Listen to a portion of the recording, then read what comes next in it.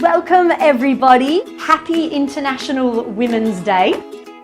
Thank you so much for coming along today to join us for our Women in Technology High Tea. I'm Katrina Park, the Managing Director of Resource Solutions Group.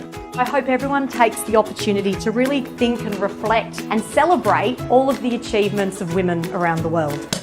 So I think we're definitely going to be leaving here feeling very motivated and hopefully really connected to each other. I think women do some pretty amazing things, raising families, leading communities, leading companies and businesses, but I think we'd all agree we've still got a long way to go. Massive thank you to Fee and Anna, who have been kind enough to come along today. Both have got amazing stories to share, so I'm really excited they're going to be sharing it with us all here today. And no doubt they're also going to have some fantastic advice in terms of how we can actually press for progress.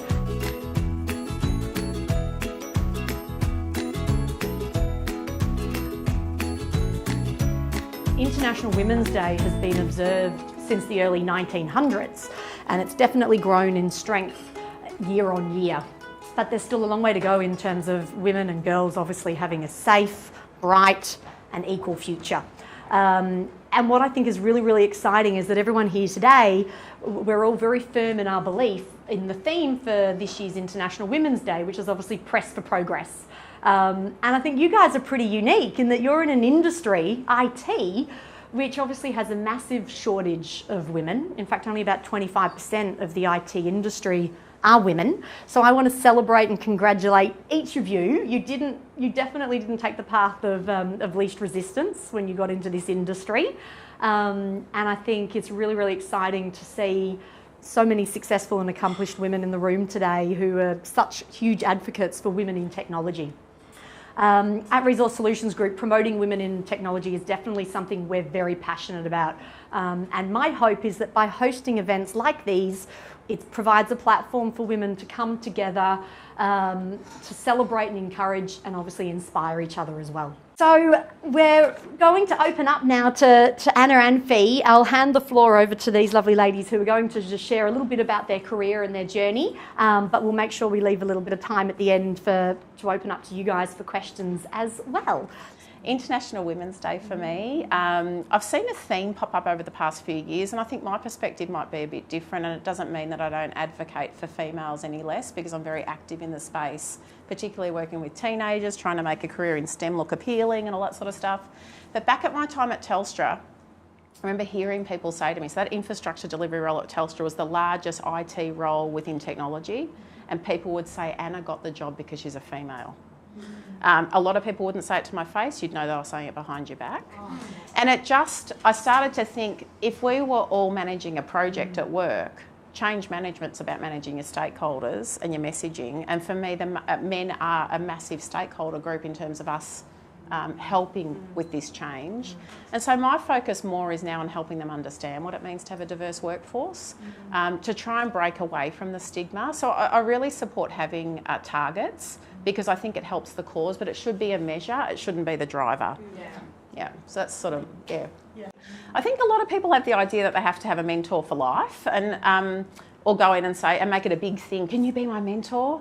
Whereas what I've found over the years, I just go and have a coffee with someone. Sometimes you only need the hour, and you might only go back once a year and just go in and talk to them about, I'm thinking about what I want to do this year or what my plan might be.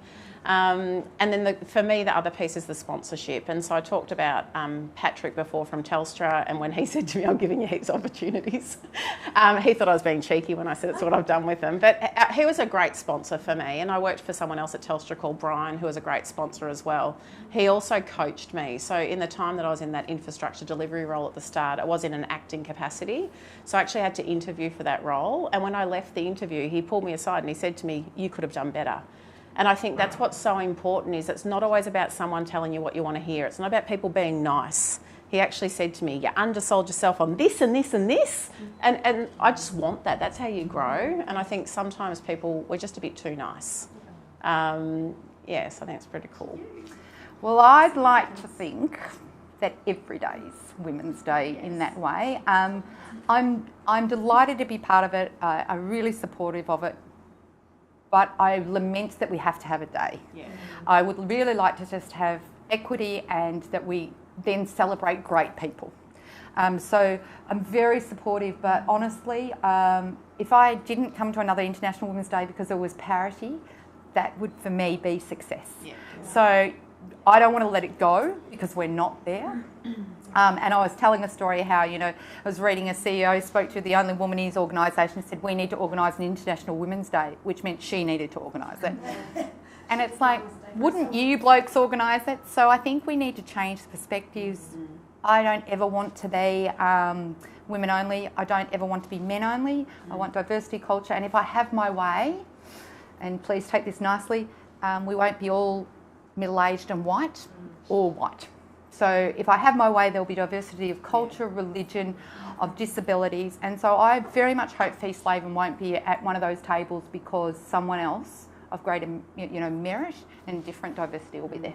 Yeah. I think it's also our opportunity in the room around how we can help influence. And so for me, we've all got some element of control, I suppose, over who we hire and creating diverse teams. And so for me, I now can do that at Uni Super. So you've got to think about in your capacity, how can you help influence an outcome? Yep. And even rocking up at Uni Super, so many of the vendors come in, all men. I'm like, where's your diversity? And so I sort of think we can help in different ways. I think exactly. diversity makes good business sense. It makes good sense. It does. And, you know, the Male Champions of Change started that. As saying that we want to deal with vendors, but we can take it further. And I'm a big believer of, there's a lot of people talking about it, but I'm looking for action now. So every time I speak to someone, and Dale laugh at this, because will challenge some people, and Mr. Deladakis has heard that, you know, it's like, I'm very supportive. Fantastic. What are you doing? What are you doing? And that's what I ask, you know, happy to help anybody, happy to support, but what are you actually doing? And it doesn't have to be huge things. You don't have to have a big budget, but you can just lead the way. And it's as simple as meeting up with women or supporting women or mentoring or supporting and doing the things that you can do and speaking up when something isn't right. And that to me is just gently chipping away, not accepting bad behaviours. And I think that's a really key point, Fee. I think if we want to drive positive change, we actually need to be willing to put our hand up and take some ownership and some responsibility for driving it, whether it's leading a project within your business or within your school community, whatever it is. Say yes, put your hand up, embrace the the discomfort and step outside of the comfort zone, because I think the more women that actually do step up and take on more, the more change we're actually going to see, and also it's going to be such a wonderful experience for people around us as well. So, yeah. And young people are fantastic. Our stream leads for Go Girl, half of them are in their 20s. They're amazing. Yeah. They are our future leaders. Yeah. Seriously, they are rising stars. And I'm forever saying to people, if you'd employed this person, you will be much better off. You know, they're donating hundreds of hours, you know, and people say, oh, the millennials don't do this. Actually, come and see what they do. Yeah. They're amazing. So Feel free to refer them to us. We'll try and find them. I love it. So I had lunch with one of our friends at ACS who also said that Deladakis was talking about how hard it is to get females on boards in VicGov. And I went, I know about 5 people that have applied for board roles. So they've actually been approached and asked to apply, and you never even hear back. And so our friends at ACS went, taking that. And it's just, if none of you plug, the Vic ICT for Women have started, the click list. Click list. Oh, yes. And the click list so that, you know, people, you go to panels, as we call them, where there's only middle-aged white men, and I won't say what I was going to say because I'm being filmed. I'll tell you once the recording's off. There's another acronym for them. But saying, you know, we won't go to those conferences anymore, but there's no excuse. This click list is, you know, when they say you can't find women, well, guess what? We found 300 in a week and a half. Wasn't that hard? And there's more. They're flooding in. We're actually now getting some students to help us trawl through them so that we can link in with the women and get this database up, you know, and really rocking and rolling. So again, you know, it's doing something. Even if it's a small something, it's a something. I've got another story about the click list. So a guy that I used to work with contacted me on LinkedIn after the Fin Review article and said, do men have a disease? What's this about Manals and you having your click list and all this sort of stuff? And I wrote back to him and said, it's actually just about having diversity or representation of different diversities, and that's culture and age and everything you described, at conferences with vendors. He wrote back, I don't even notice it, and I wrote back, that's part of the problem. And so, and so for me, that's back to they have to understand why it matters, rather than thinking, look at those like ladies. Until you pay me equitably, my super's the same. I get the same opportunities. Hand over the plastic trophy because I want it, because it highlights the inequity that's there. I said, and I really, I'm pleased that you feel comfortable enough to tell me this openly, but I need to tell you you're wrong and you're part of the problem. Yeah. And he came back to me and said, yeah, probably. So it's not easy, and you hear these stories and they're brief and it sounds all glorious, but it's not. It's a lot of hard work. Like every one of you is doing a lot of hard work, and where we can open opportunities for someone else, where we can do the small things, where we can introduce someone, where we can have a cup of coffee, that's what I would say, do that, because we all benefit from that and it will only get better. That's the movement, and let's not wait for someone else to do it. And I think that's really important, because there is a lot, everyone here in this room I know is a huge advocate for women in technology and women in leadership, but it's about how do we keep growing that community and spreading the message. And I know you guys in particular have invested a huge amount of personal time in terms of driving this cause, and I don't think some people realise just how much dedication and work goes on behind the scenes outside of one's day job to drive such an important initiative and cause. And so I definitely commend obviously your efforts and everyone in the room here today, but we've still got a long way to go, and we definitely need to keep pressing for progress. And if I refer to last year's theme for International Women's Day, Be Bold for Change, that definitely still applies this year as well. I think it's about everybody taking courageous steps in your personal life, in your professional life, to just simply advance the whole diversity and equality agenda forward. What other advice, I guess, Fee and Anna, have you got for the ladies in the room here today in terms of maybe things that they can do within their own businesses as well to keep promoting progress and equality in the technology fields? I guess certainly hiring the right people and encouraging diversity in the people we hire is obviously really, really key. And that's something that I think everyone in this room has authority and influence over, which is great, because it starts at the top, doesn't it? I really believe there's a lot to be said of writing down, for me, what I want to achieve. And they may be small things, just get through the day. Gee, nice. I set a goal about probably 6 years ago about I wanted to do some writing. I like writing, and I wanted to write for CIO magazine. I had a vision. Anyway, about 2 days later, someone phoned me and said, there's a guy who's writing for CIO magazine, wants to interview someone who's a woman in IT. Would you be involved? And I said, yeah, absolutely. And we did it over the phone. He was lovely. He said, I'll send it to you what you said, just in case, you want to vet it. That was great. And I said, before he left, how did you get this gig? And he goes, someone introduced me. Do you want me to introduce you to the editor? It's like, yes. Yeah, I do. And then I wrote to them and said, of course, now, would you like me to do some content? Someone offering to do free content. It's like, yeah, of course. So I started doing some regular writing at the time, and I thought, how easy was that? And it's just because you were looking. If someone had asked me before I'd written my list and sort of thought about it, I would have let that go.